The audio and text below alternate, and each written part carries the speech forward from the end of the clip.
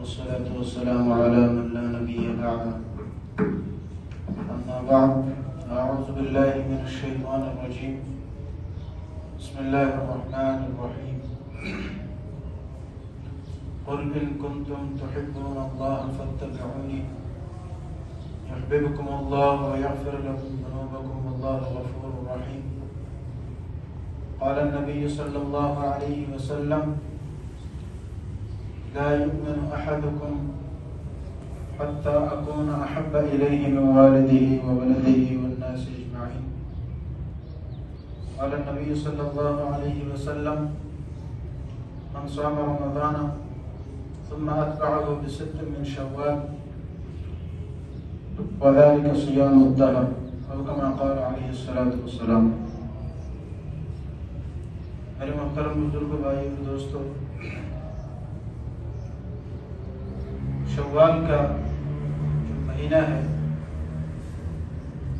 اس کا آغاز ہو چکا ہے اور رمضان المبارک اپنے تمام تر برکات کے ساتھ وہ اختتام پذیر ہوا. الحمدللہ رمضان کے پورے مہینے میں ہم نے عبادات کی، نمازیں پڑھی، قرآن کریم کی تلاوت جو پورا سال ہمیں شاید نصیب ہوتی ہو، وہ الحمدللہ رمضان المبارک میں ہم نے کثرت کے ساتھ کی.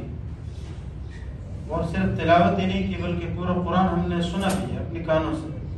الحمدللہ تہجد نصیب ہوا، مسجد میں آنا جانا یہ ہمیں نصیب ہوا. یہ اللہ سبحانہ و تعالیٰ کا ایک بہت بڑا احسان ہے، فضل ہے. آپ صلی اللہ علیہ وسلم کی ایک حدیث ہے، آپ علیہ السلام نے ارشاد فرمایا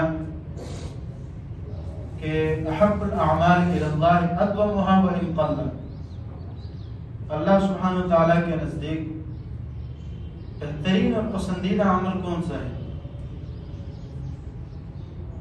یعنی عمل انسان تو کرتا ہے لیکن وہ یہ دیکھے کہ اللہ کو کون سا عمل زیادہ پسند ہے.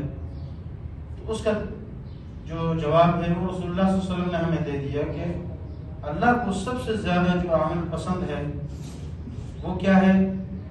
ادومها وان قل. جو عمل مسلسل ہمیشہ کرے چاہے وہ تھوڑا ہو.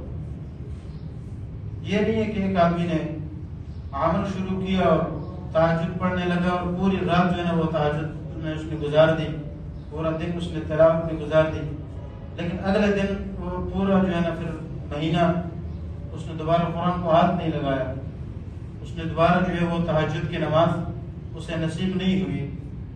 تو یہ عمل اگرچہ ایک دن کے لیے تو بہت ہے، لیکن اللہ کو یہ عمل پسند نہیں ہے کہ آپ کریں، شروع کریں اور پھر ختم کریں.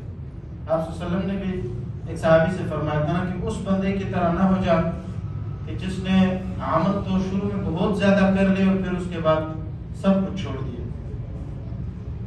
بلکہ اللہ کو یہ عمل پسند ہے کہ آپ مسلسل آئے، روزانہ آئے، چاہے 5 منٹ 10 منٹ کے لیے آئے، قرآن کو تھوڑا سا کھول کے ایک رکوع پڑھ لیا.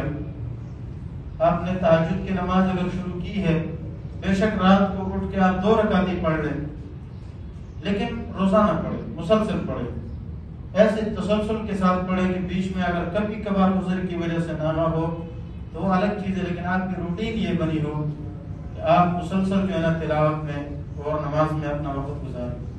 تو یہ عمل اللہ کو زیادہ پسند ہے.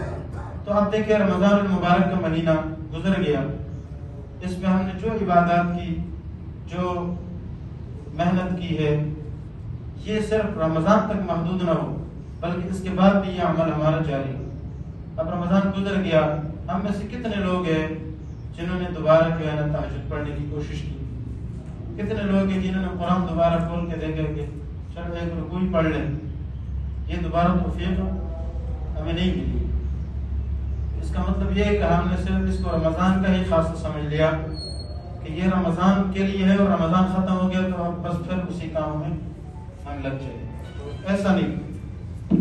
آپ صلی اللہ علیہ وسلم کی عادت رمضان کے اندر یہی تھی کہ آپ رمضان میں بہت زیادہ عبادت کرتے تھے. اور حضرت عائشہ رضی اللہ تعالیٰ عنہ فرماتی ہے کہ جب رمضان شروع ہو جاتا تھا تو رسول اللہ صلی اللہ علیہ وسلم اپنی کمر باندھ لیتے تھے اور آپ مسجد کو پورا وقت دیتے تھے، اور خصوصاً جب آخری عشرہ آتا تھا تو آپ ایسے ہو جاتے تھے گویا کہ آپ کے سامنے یہ سارے لوگ اجنبی ہے، کسی کو آپ نہیں جانتے، اور مکمل رمضان کے لیے اپنے آپ کو تیار کرتے، اور حدیث میں آتا ہے خود بھی جاگتے اور اپنے گھر والوں کو بھی جگاتے اور رمضان کے مہینے کی برکات اور یہ چیزیں فضائل سناتے، اور یہ کہتے تھے کہ اس مہینے سے اس کے جو برکات ہے اس سے آپ فائدہ اٹھائیں۔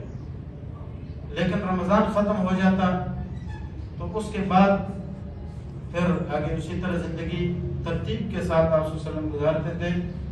یہ نہیں ہے کہ پہلے جو ہے نا اعمال تھے اور پھر صحابہ جو ہے نا آپ صلی اللہ علیہ وسلم چھوڑ دیتے تھے، ایسا نہیں ہے۔ تو استقامت ہونی چاہیے، اور اللہ سبحانہ وتعالیٰ نے ایسے لوگوں کی قرآن میں تعریف کی ہے، ان الذین قالوا ربنا اللہ ثم استقاموا، وہ لوگ جنہوں نے یہ کہا کہ ہمارا رب اللہ ہے، ثم استقاموا، اور پھر اس بات پر ڈٹ گئے، ایک عمل شروع کیا اور پھر اس پر کھڑے رہے مضبوطی کے ساتھ، تو فرماتے ہیں کہ تتنزل علیہم الملائکہ، اس پر اللہ کی طرف سے رحمت کے فرشتے اس پر نازل ہوتے ہیں، اور اللہ تعالیٰ اسے جنت کی بشارتیں بھی سناتا ہے، اور یہ بھی فرماتا ہے کہ قیامت کے دن جب یہ جائے گا تو اللہ کی طرف سے اعلان ہوگا نزلا من غفور الرحیم، یہ اللہ کی طرف سے مہمان نوازی ہے اپنے نیک بندوں کے لیے۔ تو کیا ہے کہ استقامت، اپنے اعمال پر استقامت اختیار کرنا یہ بہت ضروری ہے، اور دوسری چیز یہ ہے کہ جو ہم نے اعمال کیے اس پر اللہ کا شکر بھی ادا کریں۔ اللہ تعالیٰ نے ہمیں توفیق دی، صبح سے لے کر شام تک ہم نے رمضان میں کس طرح کے اعمال کیے ان پر اللہ کا شکر ادا کریں۔ اور دوسرا کیا ہے کہ صبر کا مطلب کیا ہے؟ علماء نے لکھا ہے کہ صبر کا ایک تو یہ مطلب ہے کہ آپ پر کوئی پریشانی آ جائے، آپ کوئی خلاف شرع کام نہ کریں، صبر سے کام لیں، یہ بھی صبر ہے۔ لیکن آپ نیکیاں کر رہے ہیں، علماء نے لکھا ہے یہ بھی صبر ہے۔ کیوں؟ آپ گناہ نہیں کر رہے ہیں نا، گناہ سے اپنے آپ کو بچا رہے ہیں، گناہ سے رک رہے ہیں، اور شیطان آپ کو کہہ رہا ہے، نفس آپ کو کہہ رہا ہے کہ یہ کام کرو، آپ رک رہے ہیں اور نیکیاں کر رہے ہیں، یہ بھی صبر میں شمار ہوتا ہے۔ اور اللہ تعالیٰ نے قرآن میں فرمایا ان اللہ مع الصابرین، صبر کرنے والوں کے ساتھ اللہ تعالیٰ خود ہے، اور فرمایا انما یوفی الصابرون اجرهم بغیر حساب، اللہ تعالیٰ صبر کرنے والوں کو حساب اپنے طرف سے اتنا دے گا کہ وہ سوچ بھی نہیں سکتا۔ تو نیکیاں کرنا یہ بھی صبر ہے، گناہوں سے بچنا یہ بھی کیا ہے؟ صبر ہے۔ اسی طرح سے شکر بھی کرے تاکہ اللہ تعالیٰ نے یہ جو ہمیں نعمت دی ہے یہ نعمت اور بڑھے۔ یہ اللہ کا قانون ہے کہ جو اللہ کے نعمت کے قدردانی کرتا ہے، شکر کرتا ہے، تو اللہ اس کی نعمت اور بڑھاتا ہے۔ قرآن کے لیے جس طرح پہلے اپنے وقت نکالا تو اس کے علاوہ بھی وقت نکالنا